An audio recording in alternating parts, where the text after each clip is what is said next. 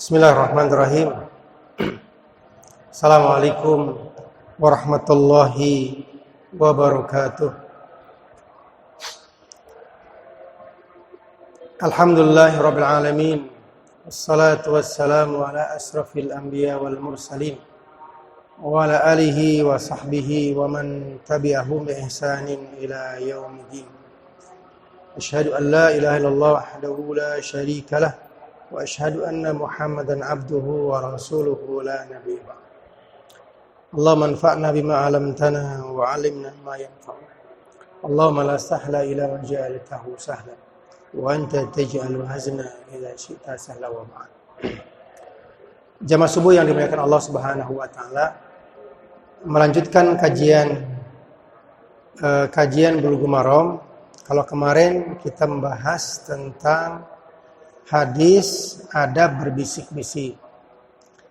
Pagi hari ini kita melanjutkan hadis berikutnya, yaitu adab dalam majelis atau adab dalam sebuah pertemuan atau adab dalam sebuah pertemuan majelis atau yang sifatnya pertemuan yang mendatangkan banyak orang. Oleh karenanya Islam mengajarkan atau mengatur semua aspek kehidupan. Kalau kemarin kita membahas hadis tentang tidak bolehnya 3 orang, kemudian yang 2 orang itu berbisik-bisik meninggalkan yang 1 orang. Sekarang Nabi menjelaskan dalam hadis yang diriwayatkan oleh Imam Bukhari dan Imam Muslim, atau hadis yang terdapat dalam kitab Sahih Bukhari dan Sahih Muslim dengan sebutan muttafaq alaih, disepakati oleh keduanya, dari sahabat Abdullah bin Umar radhiyallahu anhu. Jadi hadis ini dari sahabat Abdullah bin Umar radhiyallahu anhu. Abdullah bin Umar tidak lain adalah anaknya dari Umar ibn Khattab. Tidak lain dari anaknya Umar ibn Khattab. Dan Abdullah bin Umar termasuk salah satu sahabat kecil. Jadi sahabat-sahabat kecil Nabi itu jumlahnya lumayan cukup banyak. Bisa dihitung berapa orang. Di antara sahabat-sahabat kecil yang biasa mendampingi Nabi, jadi ada bapaknya, ada anaknya. Jadi ada bapaknya, ada anaknya. Nah, dalam kasusnya Abdullah bin Umar, berarti bapaknya Umar ibn Khattab satu majelis dengan Nabi. Termasuk anaknya, namanya Abdullah bin Umar. Ada juga misalnya Abdullah bin Abbas. Ada juga Anas bin Malik. Ada juga Muawiyah bin Abi Sufyan. Jadi ada sahabat-sahabat kecil yang juga bersama Nabi. Bahkan sahabat-sahabat kecil ini ketika mereka dewasa, umurnya sekitar kurang lebih 20 tahun. 21-22 tahun. Nah, dari sahabat Abdullah bin Umar, semoga Allah meridhai keduanya, radhiyallahu anhuma, ia berkata, qala Rasulullah sallallahu alaihi wasallam, sabda Rasulullah sallallahu alaihi wasallam, la yuqimur rajulu rajula. Janganlah seorang mengusir orang lain, atau la yuqimur rajulu rajulan min majlisihi. Janganlah seseorang mengusir atau memindahkan orang lain dari tempat duduknya. Tsumma yajlisu fihi, kemudian dia duduk di situ. Walakin tafassahu wa tawassa'u. Akan tetapi kata Nabi, berilah kelapangan dan kelonggaran. Jadi dalam hal tempat duduk saja Nabi SAW memberikan aturan. Islam memberikan aturan tentang tidak bolehnya seseorang membangunkan orang yang duduk di situ, kemudian dia mengganti duduk di situ. Nah, dalam hadis ini para ulama memberikan penjelasan. Kalimat Walakin tafassahu maknanya adalah yaitu meminta orang-orang bergeser dari majelis. Ya. Jadi walakin tafassahu akan tetapi hendaklah dia mengatakan berilah ke lapangan. Maknanya adalah meminta orang-orang di majelis itu bergeser. Jadi bukan dia menyuruh orang itu bangun, kemudian duduk di situ, bukan. Tapi berilah dia atau bergeser, sama-sama duduk di situ. Nah ini satu di antara adab-adab yang diajarkan oleh Rasulullah Shallallahu Alaihi Wasallam. Kata ulama, zahir hadis ini menegaskan bahwa siapa yang mengambil suatu tempat yang mubah terlebih dahulu, mengambil suatu tempat yang mubah ya terlebih dahulu berarti dialah yang lebih berhak dengan tempat tersebut dan orang lain dilarang untuk mengusirnya. Jadi ini satu di antara sekian adab-adab yang diajarkan Rasulullah SAW. Tidak memandang dia itu dari keturunan, pangkat, orang kaya atau tidak, selama dia sudah duduk di situ. Apalagi kalau Jumatan ya. Jumatan tuh siapa yang lebih dulu, dialah yang berhak untuk duduk di situ.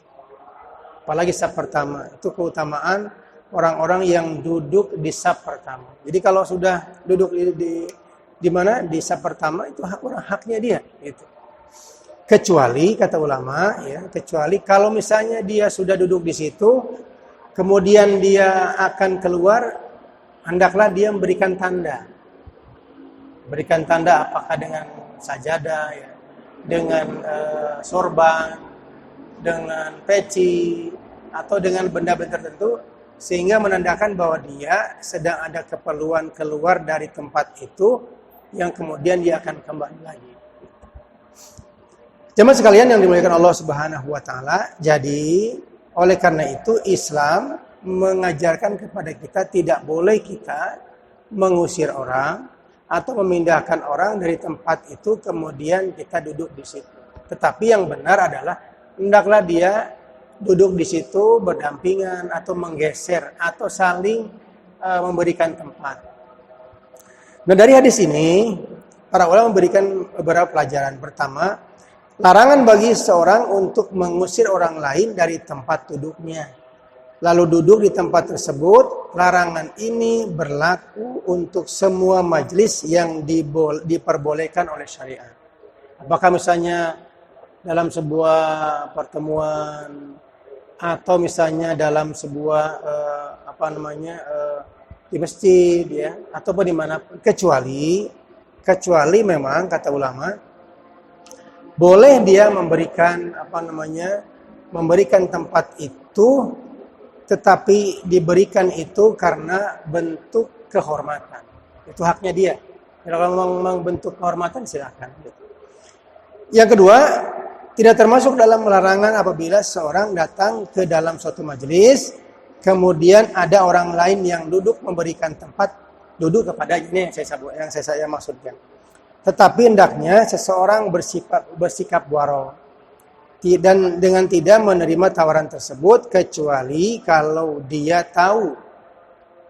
Dengan tidak menerima tawaran tersebut, kecuali kalau dia tahu bahwa orang tersebut memberikan tempatnya karena bentuk rasa cinta dan penghormatan kepadanya, maka tidak mengapa. Jadi kalau memang bentuknya sebagai bentuk penghormatan atau memang misalnya ada orang yang memang dihormati kemudian mempersilahkan, itu dibolehkan. Yang ketiga, larangan mengganggu hak seorang muslim, sebab yang demikian akan mewariskan kebencian dan kedengkian. Jadi larangan mengganggu hak seorang muslim termasuk tempat duduknya. Yang keempat, anjuran melapangkan majelis serta memperluasnya agar kaum muslimin yang datang ke majelis itu mendapatkan tempat duduk. Akan tetapi hal ini diisyaratkan tidak menimbulkan bahaya bagi orang yang lebih dahulu mendapatkan tempat duduk. Yang kelima, anjuran untuk melakukan sebab-sebab yang dapat mendatangkan rasa cinta dan kasih di antara sesama muslim. Di antara sebab-sebabnya apa? Ya, sebab-sebabnya adalah hendaklah sama-sama melapangkan, meluaskan tempat duduk, bukan mengusir. Dengan melapangkan, meluaskan tempat duduk untuk saudara kita, ini di antara sebab-sebab mendatangkan rasa cinta. Kemudian yang keenam, yang terakhir, syariat Islam mencakup segala apa yang dibutuhkan oleh manusia, baik dalam urusan agama maupun urusan dunia. Jadi mudah-mudahan hadis tadi, hadis yang diriwayatkan oleh Imam Bukhari dan Imam Muslim, di mana disampaikan oleh salah seorang sahabat Nabi yang bernama Abdullah bin Umar. Nabi SAW bersabda, la yuqimur rajula min majlisihi thumma yajlisu fihi walakin tafassahu wa tarassa'u. Muttafaq alaih. Mudah-mudahan bermanfaat. Subhanakallah wa bihamdika asyhadu an la ilaha illa anta astaghfiruka wa atubu ilaika. Wassalamualaikum warahmatullahi wabarakatuh.